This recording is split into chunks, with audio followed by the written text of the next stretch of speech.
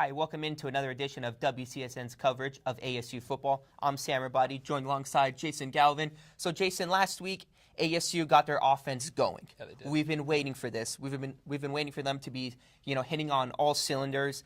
They scored 62 points against a USC defense that had only allowed 44 points going into the game. Yeah. Now, in comes Notre Dame. They run a 3-4 defense just like USC. So what are the keys that the ASU offense has to do to have success against this Notre Dame defense? Well, Sam, I think it all starts up front in this game because when you look at Notre Dame's defense, they lost Manti Te'o last year, the Heisman runner-up, and they've been void of that leadership, but where they're still really strong on defense is up front. Louis Nix III at the nose, Stephon Tuitt at the end, at that 5 technique in a 3-4. They are dominant football players. Louis Nix will be a first-round draft pick, probably in the top 20. Stephon Tuitt's got a chance to go in the top 10 legitimately as a 3-4. He's J.J. Watt dominant on the defensive line. So if the Sun Devils can find a way to isolate those two, and it sounds crazy because every coach that sees Notre Dame, that's what they're going to be like. We've got to isolate these two. Mm-hmm.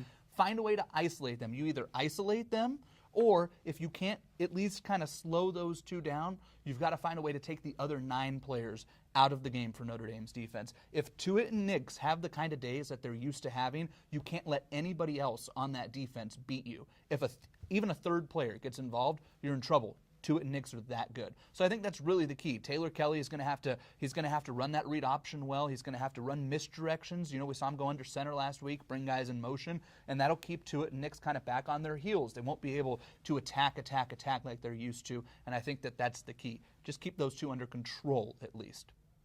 That's high praise coming from Notre Dame's defense. ASU's defense last week, they gave up 41 points to a USC offense that wasn't very good. No, not at all. They struggled against the run once again. That's the 3rd straight week they've struggled to contain the run. And here comes Notre Dame.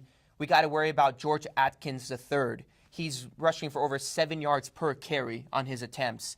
So what does ASU's defense need to do to contain this Notre Dame offense? Well, it's weird because I think it really comes down to execution. And Todd Graham says that a lot, but it's true. I went back and watched the game tape against USC, and really, the big plays they gave up on the ground, it wasn't because the play calls were bad. It wasn't because people blew their assignments. It was lack of execution. I mean, there was a late Justin Davis touchdown for USC where Moe Akiola ran into Robert Nelson. Robert Nelson was doing his job. He was going with the receiver, and Moe Akiola should have had a tackle. It should have been like a 5-yard gain. He ran into Nelson on the way. That's just executing your plays. And once the Sun Devils figure that out, they'll be okay. Todd Graham's talked about it all week long.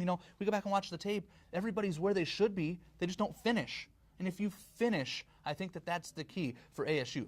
Finish, and you'll keep Notre Dame from being able to run all over you. And if you do that, then you make Tommy Rees have to beat you.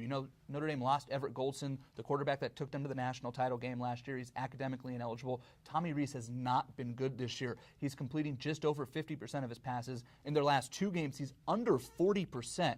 For a team that likes to spread it out and go 5 wide, go 4 receivers, run a couple tight end sets, that's not good. You want a high efficiency passer when you do that, and he has not been efficient in the least bit. So if the Sun Devils just contain the running game, you don't have to stop it. Right. You don't got to shut it down. Just contain it. None of those 50, 60, 70-yard runs. Right.